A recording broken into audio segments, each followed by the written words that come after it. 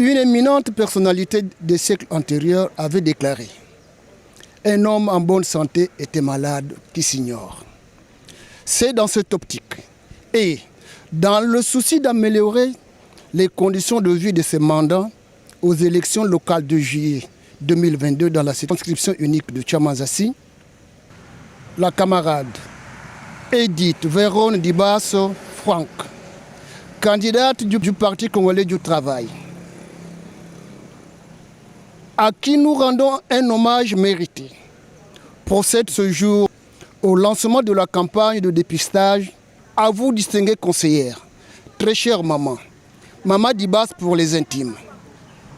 Les populations de Tchamanzassi, du nord au sud, de l'est à l'ouest, unies comme un seul hub, par ma voix, vous disent merci et encore merci.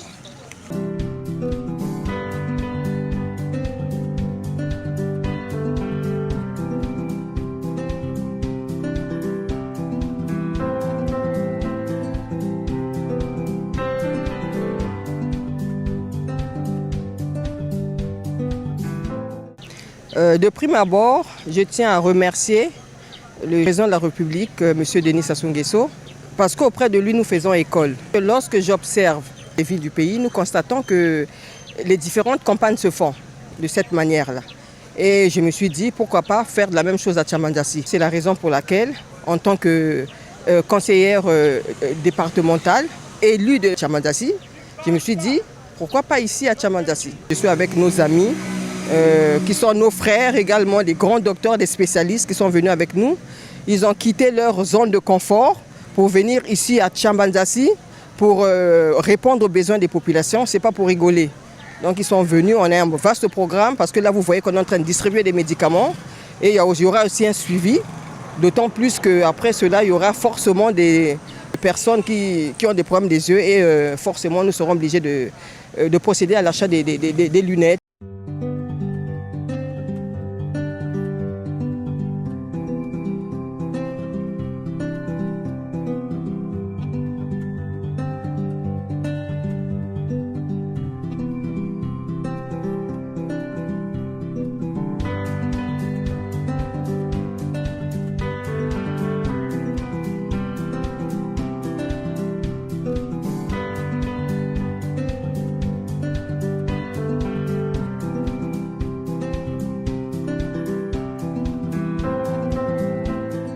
Aujourd'hui, c'est donc le grand jour du dépistage. Donc, qu'est-ce qui se passe? Lorsque le malade arrive, il est reçu par le service de triage. Le service de triage va prendre tous les paramètres. Et ensuite, on l'envoie chez le médecin généraliste.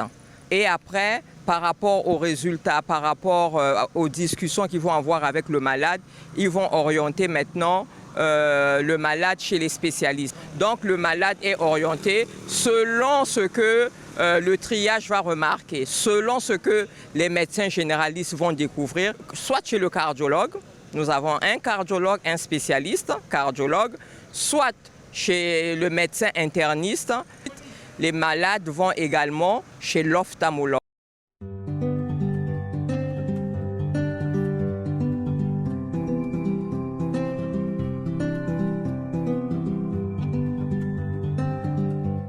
Je tiens vraiment à remercier l'initiative prise par Madame Vérone Dibas, la distinguée conseillère du PCT. Et je tiens à souligner que pour nous tous, la santé, c'est un trésor.